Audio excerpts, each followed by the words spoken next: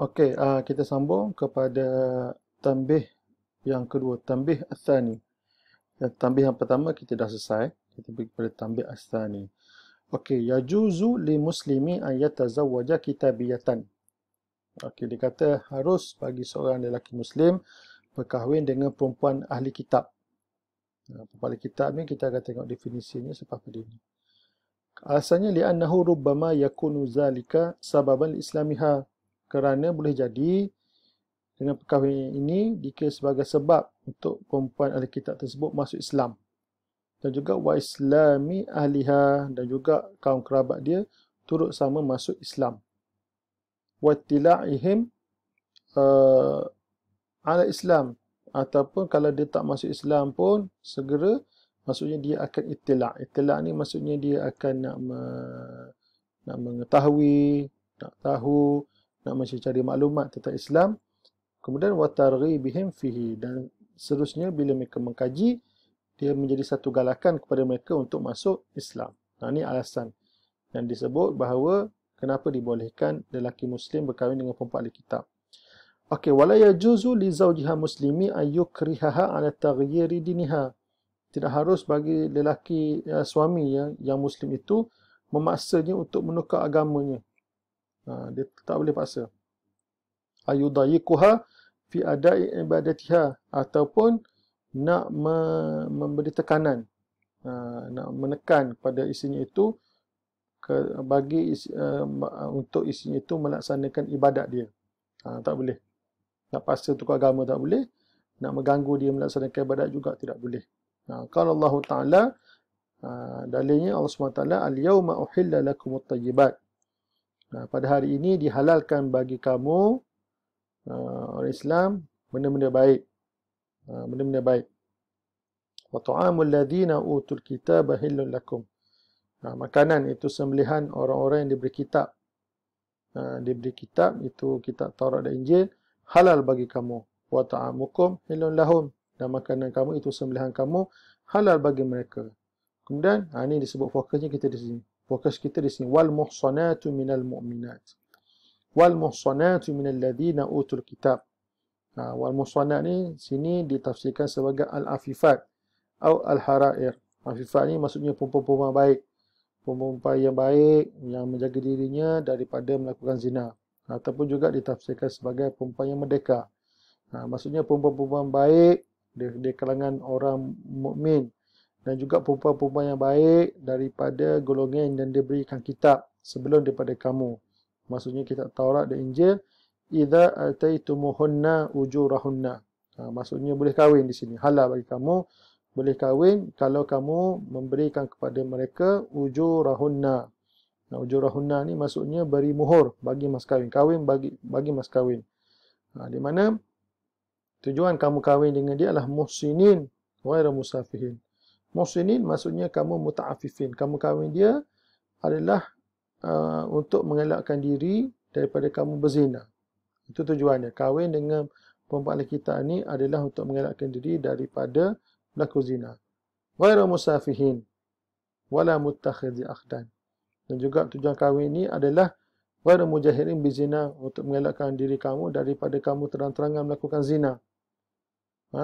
Wala muttakhidhi akhdan, dan juga untuk mengelakkan kamu daripada menyimpan perempuan simpanan untuk kamu berzina. Maksudnya musahibi. Maksudnya kamu mempunyai perempuan-perempuan yang kamu untuk berzina secara bersembunyi. Maksudnya ada perempuan simpanan lah. Jadi tujuan kahwin perempuan kita ni nak mengelakkan diri daripada berzina.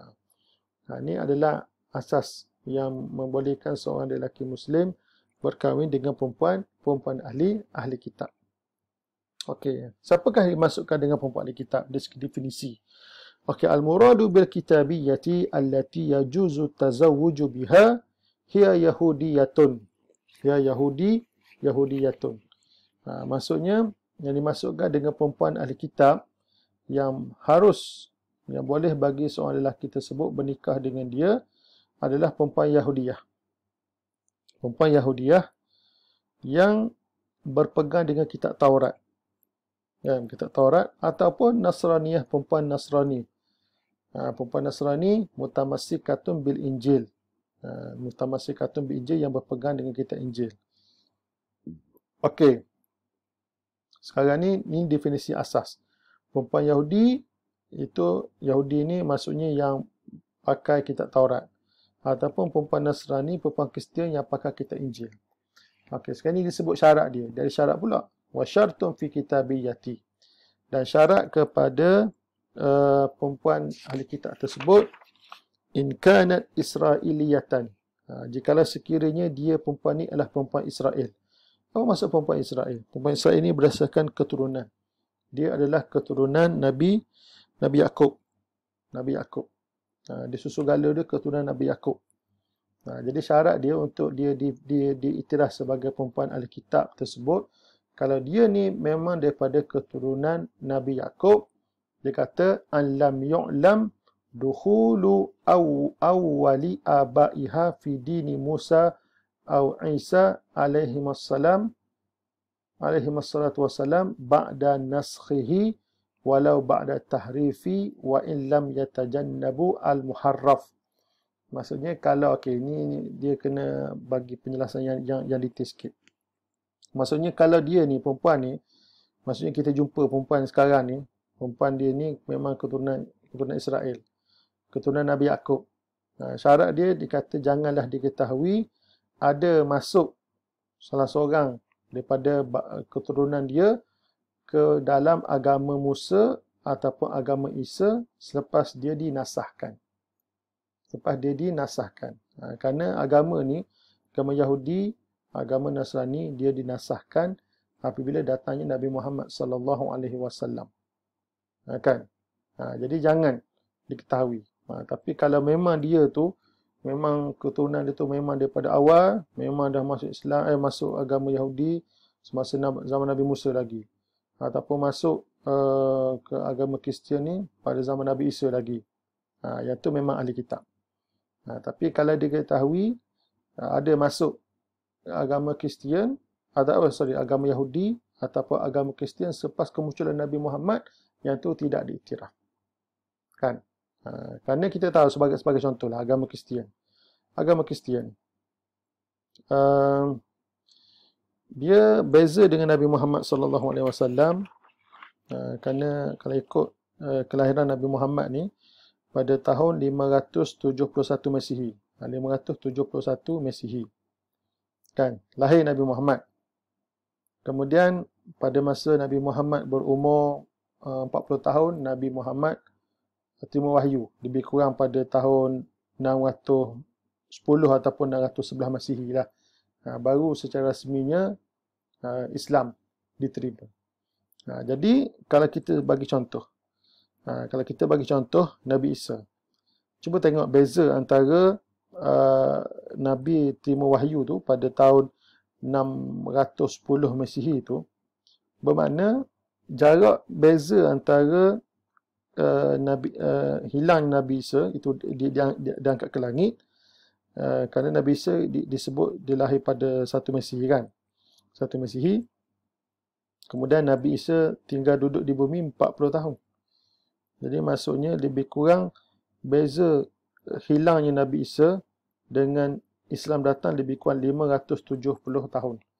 570 tahun tersebut. Jadi maksudnya selepas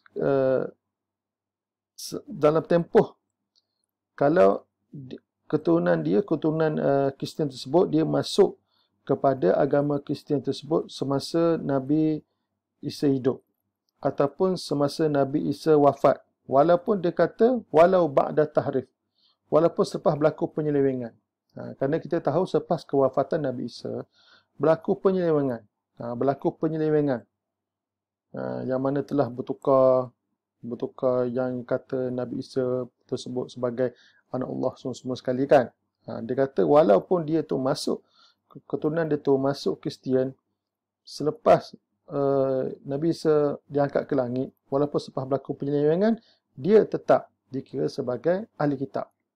Sebabnya terbukti bahawa keturunan dia masuk Kristian, atau ini kita bagi contohlah, masuk Kristian adalah sebelum dinasahkan agama tersebut. Tapi kalau dia masuk Kristian selepas kemunculan Nabi Muhammad, Walaupun dia itu daripada keturunan Israiliyah, keturunan Nabi Yaqub, itu tidak dikira sebagai kitabiah. Kan? Kalau datuk nenek dia macam tu. Tapi kalaulah datuk nenek itu masuk Kristian pada zaman Nabi Isa. Kan? Tiba Kristian, Nabi Isa, apa ni Nasrani, ataupun selepas Nabi Isa diangkat ke langit, walaupun selepas berlaku penyelewengan, maka dikira sebagai perempuan ahli kitab. Wa illam yatajannabu al-muharraf. Walaupun dia itu tidak menjauhi perkara yang diselewengkan. Contohnya antara yang diselewengkan seperti makan babi, minum arak. Kalau dia minum arak, dia makan babi, selama mana keturunan dia itu memang kira masuk Kristian, menerima ajaran Nabi Isa tersebut pada zaman Nabi Isa hidup ataupun selepas Nabi Isa diangkat, walaupun selepas berlaku penyelewengan, itu dikira sebagai perempuan ahli kitab lagi lah. Perempuan sebagai perempuan ahli kitab. Kan? Tapi kalaulah diketahui datuk nenek dia masuk Kristian selepas kemunculan Nabi Muhammad, walaupun dia itu Israiliyah, itu tidak dikira sebagai perempuan ahli kitab. Okey. Kemudian seterusnya, wa in kana ghairu Israiliyah. Jika sekiranya perempuan tersebut bukan daripada keturunan keturunan Nabi Yaqub. Keturunan Nabi Yaqub, bukan anak cucu Nabi Yaqub. Maksudnya hendaklah diketahui dukhulu awwal abaiha fi dini Musa atau Isa alaihi wassalatu wassalam qabla naskhihi walau ba'da tahrif. Lakin intajannabu muharraf. Kalaulah perempuan tersebut bukan daripada keturunan Nabi Yaqub, hendaklah diketahui masuk datuk nenek dia yang pertama kepada agama Musa ataupun agama Isa alaihi wassalatu wassalam sebelum agama tersebut dinasahkan. Walaupun selepas berlaku penyelewengan. Kan? Jadi dia kalau dia tu terima apa benda ni, agama Yahudi, adalah dia masuk pada masa Nabi Musa. Ataupun kalau kita nak bagi contoh yang jelas, dia tu terima pada masa Nabi Isa hidup. Ataupun selepas Nabi Isa diangkat ke langit, kan? Walaupun selepas itu berlaku penyelewengan, kalau dia masuk pada masa itu, maka dia juga dikira sebagai perempuan ahli kitab. Yang pasti sebelum dinasahkan lah. Lakin intajannabu muharraf. Tapi syaratnya perempuan ni dia menjauhi perkara yang diselewengkan. Dia beza dengan yang atas tadi. Yang atas tadi tu dia kalau dia melakukan perkara yang diselewengkan seperti makan babi ke minum arak ke, yang tu dia tak apa sebab dia berdasarkan keturunan Nabi Yaqub. Tapi kalau dia bukan keturunan Nabi Yaqub, dia syarat dia kena menjauhi perkara yang diselewengkan. Maksud tidak minum arak, tidak makan babi semua sekali kan. Jadi ini adalah kalau kita tengok dia ni adalah berdasarkan kepada keturunan juga. Tengok sini. Maksudnya kalau bukan keturunan Nabi Yaqub, maksudnya kena tahu, kena confirm bahawa keturunan dia tu memang masuk Islam, masuk agama Yahudi ataupun agama Nasrani sebelum dia dinasahkan. Kerana kalau selepas datang Nabi Muhammad, kalau masuk agama Yahudi lepas datang Nabi Muhammad ataupun masuk ke selepas Nabi Muhammad, automatically dia bukan dikira sebagai perempuan ahli kitab. Jadi ini adalah panjanglah pembahasan dia. Wallahu alam. Semoga faham. Assalamualaikum warahmatullahi taala wabarakatuh.